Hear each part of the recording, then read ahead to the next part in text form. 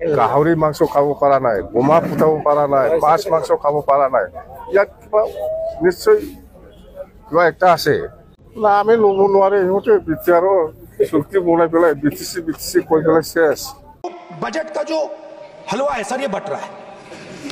और इस फोटो में सर मुझे एक ओबीसी अफसर नहीं दिख रहा, एक आदिवासी अफसर नहीं दिख रहा, एक दलित अफसर नहीं दिख रहा मुझे। खुलुमबाय, मोननैसो आयदा लानानै दिनैबो नोंथांमोननि थाखाय मोनसे भिडिअ लाबोबाय। समफोरखौ मोना जादों भिडिअ बानायनो, बिनिखायनो समल' लाबोनाय जादों। जाय हक, आसा खालामो नोंथांमोना भिडिअखौ जोबजासिम नायलांगोन। दा दिनैनि आयदाफोरनि गेजेराव जाहैबाय, मैयाहाय जिहेतु बाक्सानि उदालबारियाव BPF हान्जानि CWC मिटिं जानानै थांबाय। बे CWC मिटिङाव BTCनि बारग' चिफ हाग्रामा महिलारि बिथाङा बाहागो लानानै माखासे खोथा फोरमायदों जे थांनाय जिहेतु MP इलेक्सन, बे MP इलेक्सनाव UPPL हान्जाया देरहादोंब्लाबो बेवहाय UPPL हान्जाया गोजोननाय गैया, जायनि थाखाय बिथांमोना माने रंजानो हायाखै, बमा गावनो हायाखै एबा बायदिसिना बेदर फिसा जानानै रंजानो हायाखै, बेफोर खोथाखौ बुंदों। जाय हक, बियो बिथाङा हयथ' रायजो राजाफोरखौ एसे मुहिहाब होनो बेफोरबायदि रावजों बुंदों जानो हागौ। नाथाय सैथोआ बेनो, नंगौ थारैनो UPPL हान्जाया बा MP इलेक्सनाव देरहादोंब्लाबो बिथांमोना थोजासे गोजोननाय मोननो हायाखै आरो मोननायबो नङा। मानोना बिथांमोना गावसिनि गोहोजों एबा गावसिनि सोलोजों कौशलजों देरहानो हायाखै, बे 100% सियर। बेखौ बयबो मिथिदों, रायजो राजाफ्राबो मिथिदों।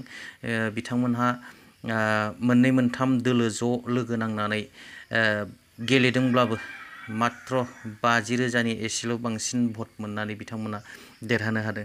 दा बेखौ नायोब्ला नंगौ, थारैनो थार खोथाखौनो बुंदों हाग्रामा महिलारि सारा, जे MP इलेक्सनाव UPPL हिसाबै बिथांमोना जेनदोंमोन, नाथाय गुबुन हान्जाफोरनि जिहेतु भट, बे भटजों UPPL हान्जाया देरहादों, जायनि थाखाय बिथांमोना रंजानो हायाखै, खुसि जानो हायाखै।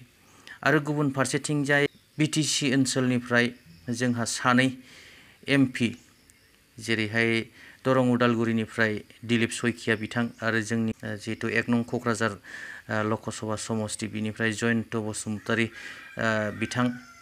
बिथांमोना MP, बे MP महरै बिथांमोना दंहैयो। दा नाथाय बाजेट सेसन सोलिगासिनो दं। बे बाजेट सेसनाव बिथांमोना जोंनि BTCनि रायजो राजाफोरनि जौगानायनि थाखाय मा डिमान्ड खालामखो बा मा डिमान्ड खालामदिया ना खालामनोनो हाया, बेफोरखौबो माने लक्ष्य खालामोब्ला नुनो मोनो जे बिथांमोना पार्लियामेन्टआव जेबो खोथा बुंनायखौ जों नुनो मोनाखै जे BTC ओनसोलनि जौगाथायनि थाखाय। दाख्लैयो एसे नुनो मोन्दोंमोन जे जयन्त बसुमतारी बिथाङा बा रुपसि एयारपर्टनि खोथा एसे बुंदोंमोन। नाथाय साननो गोनां बाथ्राया बेनो, रुपसि एयारपर्टआ जोंनि BTR ओनसोलनि बा BTC ओनसोलनि जाम्बा जाम्बि रायजो राजाफोरनि थाखाय एसेबां गोनांथि नङा। दा BTC ओनसोलनि रायजो राजाफोरनि थाखाय गोनांथिथारा जाहैबाय गोबां गोग्लैसोनाय ओनसोलफोराव जेरैहाय लामा दालां थिग नङा, जेरै स्कुल कलेजफोर दासिमबो प्रभिन्सियेलाइज खालामनो हायाखै। BTRनि गेजेरजों गासैबो बारग' NDFB आरो जोबथेसालियाव थानाय NDFB बिथांमोननि थाखाय गोबां मोजां खौरां फैगोन होनदोंमोन आरो रोजा बेखार सेंग्रा सिख्लाफोरनो माने साख्रि होनायनि खोथा दङमोन, नाथाय दिनै मोनसेखौबो मोगथाङाव जाफुंनाय नुवाखिसै। दा बेफोर खोथाखौ आंनि बायदिब्ला निस्सय जयन्त बसुमतारी सारमोनहा बुंनांगौमोन, पार्लियामेन्टआव एसेबाबो रायखांनांगौमोन, नाथाय बिथांमोना रायखांनोनो हानाय जायाखिसै। दा रायखांनोनो सुबिदाखौ होनाय जायाखिसै। दा बेखौ आं बुंनो हालिया। जाय हक, भिडिअखौ नायनि जे गिबियावनो हाग्रामा महिलारि सारा मा बुंदों। নিৰ্বাচনৰ পিছত প্ৰথমবাৰ আমাৰ BPF দলৰ CWC মিটিং হৈছে আজি ইয়াত বাক্সা জিলাৰ এই ওদালবাৰীত। নতুন একো ডিচিশ্যন লোৱা নাই আমি। প্ৰথম কথাটো হ'ল ইলেকশ্যনৰ কাৰণে যিবিলাক কমিটি আছিল, আমাৰ ষ্টেণ্ডিং কমিটিৰ পৰা আৰম্ভ কৰি যিমান কমিটি আছে সেইবিলাক আমি আজি ডিজলভ কৰি দিছে নতুন একটা ডিসিশন হল আমি যে নিৰ্বাচনৰ সময়ত বা নিৰ্বাচনত মিটিংবিলাকক সরকার হওয়ার পিছত আমি মাটির পাট্টা দিম বুলি যেটো আমি প্রচার করে আহিছিল এই প্রচারটো আমি আজিৰ পৰা মানে কেনেকৈ এক্সিকিউট কৰিবই লাগিব আমি সরকারটো আহিবই যেহেতু বিটিসি সরকার আমার বিপিএফ দলের হাতত আহিবই আমি যিখিনি দেখিবলৈ পাইছে সেইকাৰণে এতিয়া আমি মাটিৰ পাট্টা দিয়াৰ যেটো কাম প্ৰসেস সার্ভে বিপিএফ দলৰ পৰা আজিৰ পৰা আৰম্ভ হ'ব সার্ভেটো যাতে গভৰ্ণমেণ্ট অহাৰ পিছত সোনকালে আমি দিব পাৰে এইকাৰণে আমি সার্ভেটো বিপিএফ দলৰ পৰা অতি সোনকালে সার্ভেটো আৰম্ভ হ'ব আৰু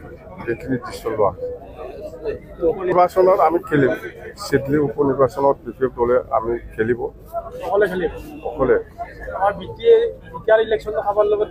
বিটিআর নহয় বিটিসি ইলেকশন প্রমোদ বড়ক কওকচোন বিটিআর ইলেকশন বুলি না আমি ল'ব নোৱাৰে ইহঁতে বিটিআৰৰ চুক্তি বনাই পেলাই বিটিসি কৈ পেলাই শেষ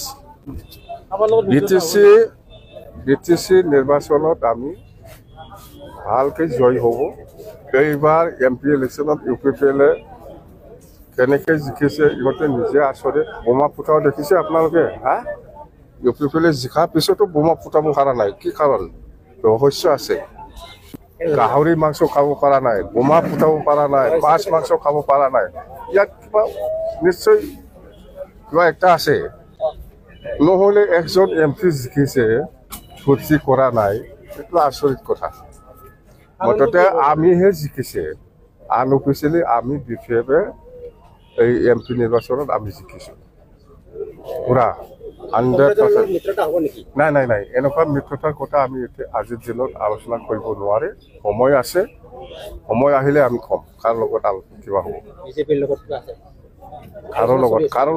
কাৰো লগত আলোচনা নাই মুঠতে আমি চৰকাৰ গঠন কৰিম সরকার গঠন করার পিছত এক নম্বর কামটো হব মাটির পাট্টা দিয়া আর মাটির পাট্টাটো দিব কারণে যেটো প্রসেস কৰিব লাগে বা সার্ভে কৰিব লাগে এইটো বিপিএফ দলে অহাকালিৰ পৰা আৰম্ভ কৰিব बे ससे भिडिअखौथ' नुबाय दानिया नायनि गुबुन मोनसे भिडिअ जे पार्लामेन्टआव बाजेट सेसनाव जोंनि सायख'नानै हरजानाय सानै एमपि दिलीप शइकिया आरो जयन्त बसुमतारी बिथांमोना जेबो बुङाखै नाथाय राहुल गांधी बिथाङा पार्लामेन्टआव माबायदि खोथा बुंदों ससे नायनि बजट का जो हलवा है सर ये बट रहा है और इस फोटो में सर मुझे एक ओबीसी अफसर नहीं दिख रहा एक आदिवासी अफसर नहीं दिख रहा एक दलित अफसर नहीं दिख रहा मुझे